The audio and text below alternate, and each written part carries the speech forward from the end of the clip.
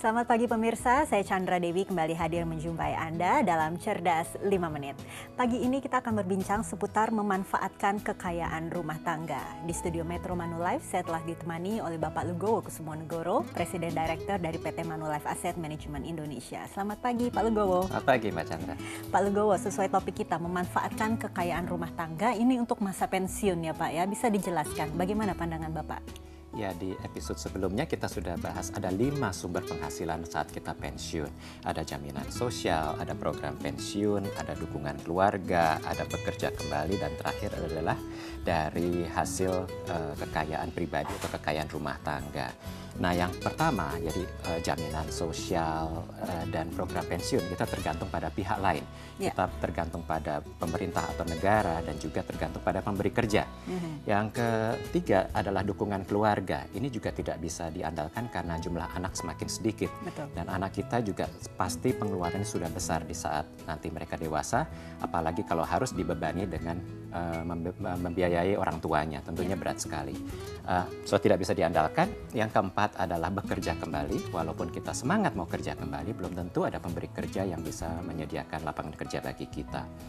Jadi empat sebelumnya ini kita tergantung pada pihak lain. Sedangkan yang kelima ini benar-benar di bawah penuh kendali kita, sehingga kita bisa menyesuaikan berapa yang kita butuhkan dan di mana kita menyiapkannya. Oke, kalau gitu untuk memanfaatkannya ini semaksimal mungkin kekayaan rumah tangga kita, bagaimana caranya Pak? Yang pertama tentunya adalah kita harus bijaksana dalam pengeluaran. Kita harus mengisi tabungan masa pensiun ini justru pada saat kita sedang produktif. Jadi kita punya gaji sekian, kita punya penghasilan yang segini, harus kita bagi untuk kebutuhan masa kini dan masa depan.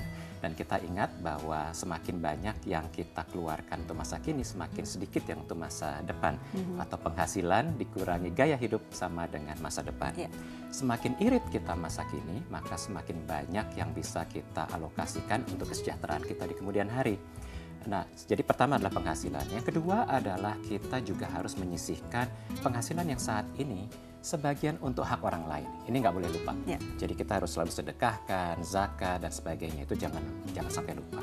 Dan yang ketiga adalah kita harus cerdas dalam memilih kendaraan investasi. Banyak sekali pilihan investasi, tapi kita harus pilih investasi yang aman dan secara efektif bisa kita manfaatkan di kemudian hari. Jangan sampai investasi ini hanya menumpuk aset. Jadi secara aset kita kaya, namun tidak bisa diterjemahkan menjadi penghasilan yang efektif. Atau secara penghasilan miskin. Jadi ini bisa dikatakan kita kaya secara aset, tapi kemudian jadi miskin penghasilan di saat pensiun begitu ya Pak ya? Kok bisa begitu? Bukannya justru kalau kita banyak aset berarti banyak dana juga yang bisa kita manfaatkan di saat pensiun Pak? Iya betul Mbak. Jadi ada kemungkinan bahwa kita kaya dalam aset tapi penghasilannya kecil. Kita tuh selalu butuh arus kas ya. Jadi banyak aset yang kita tumpuk ini kemudian menjadi aset yang tidak mudah cair. Misalnya properti, tanah gitu ya. Yang kalau kita butuh nanti setiap bulannya itu tidak mudah dicairkan sebagian-sebagian. Karena tidak liquid ya Pak Karena ya? tidak liquid. Jadi kita harus memastikan bahwa kita cukup kaya dalam segi aset tapi juga penghasilannya baik. Jadi penempatannya di mana dong sebaiknya ini Pak? Masih banyak pilihan alternatif investasi ya, tapi kalau saya suka reksadana gitu. Karena sebagai investor kita mau aman, kita nggak mau repot, bisa dicicil, bisa mengalahkan inflasi dan bisa dicairkan kapan saja. Dan ini ada jawabannya di reksadana. Reksadana aman karena diawasi oleh regulator.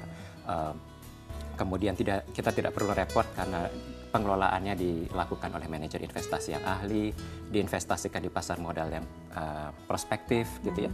Kemudian dia bukan objek pajak, dia terjangkau karena bisa dicicil mulai 100.000 dan yang paling cantik adalah dia bisa dicairkan kapan saja. Jadi kalau kita butuh uang, kita bisa cairkan sebagian atau seluruhnya kapan saja. Oke, jadi memang investasi reksadana ini bisa kita manfaatkan maksimal untuk masa depan kita nanti ya Pak Kalau saya Lugowo paling ya? cocok reksadana. Terima kasih Pak Lugowo atas informasi dan kehadirannya. Terima kasih Mbak. Dan pemirsa, demikianlah Cerdas 5 Menit, Cerdas Finansial untuk episode kali ini. Saya Chandra Dewi, terima kasih dan sampai jumpa. Dipersembahkan oleh